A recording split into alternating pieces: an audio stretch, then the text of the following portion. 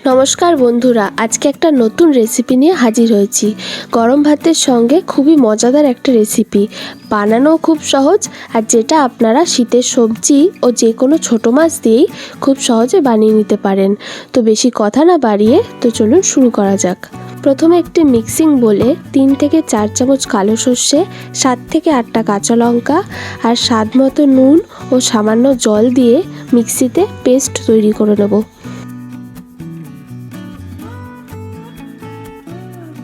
পেস্টটা তৈরি করে একটা সাইডে রেখে দেবো। এরপর একটা বাটিতে 200 গ্রাম কাচকি মাছ নিয়ে নেব।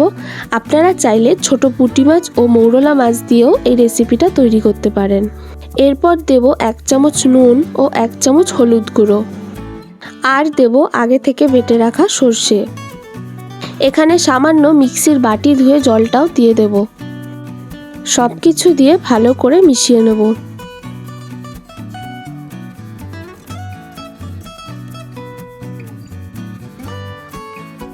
এরপর দিয়ে দেবো পেঁয়াজ কলি। পেঁয়াজ কলিগুলো এইভাবে বড় বড় করে কেটে নিয়েছি। পেঁয়াজ কলিগুলোকে মাছের সাথে ভালো করে মিশিয়ে নেব। আমি এখানে চামচের সাহায্যে ম্যারিনেট করে নিচ্ছি। আপনারা যদি হাত দিয়ে মাখেন খুব হালকা হাতে মাখবেন, কারণ মাছগুলো ছোট, বেশি মাখলে ভেঙে যেতে পারে।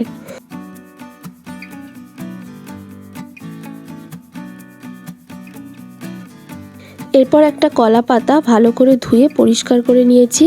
সামান্য সরষের তেল মাখিয়ে নেব। এরপরে কলা পাতাটা কড়াইয়ের মধ্যে বসিয়ে আগে থেকে ম্যারিনেট করা মাছগুলো কলা পাতার ওপরে ভালো করে ছড়িয়ে দিয়ে দেব। এই পর্যায়ে গ্যাসটা অফ করে মাছটা এইভাবে ছড়িয়ে দিতে হবে। মাছ দিয়ে দেওয়ার পরে গ্যাস অন করতে হবে।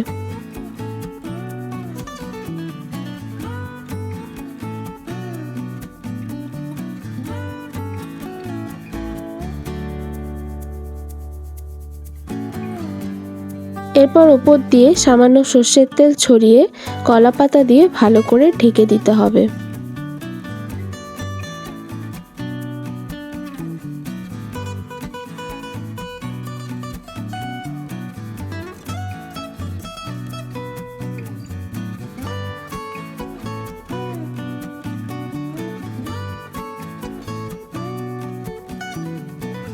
কলা পাতা দিয়ে ভালো করে ঢেকে এরপর ঢাকনা দিয়ে লো ফ্লেমে 30 মিনিট রান্না করে নেব।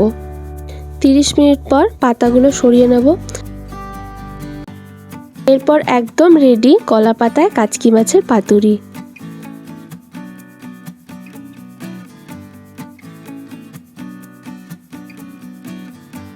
ভিডিওটা ভালো লাগলে একটা লাইক করে দেবেন ও চ্যানেলটা সাবস্ক্রাইব করে বেল আইকন অন করে পাশে থাকবেন।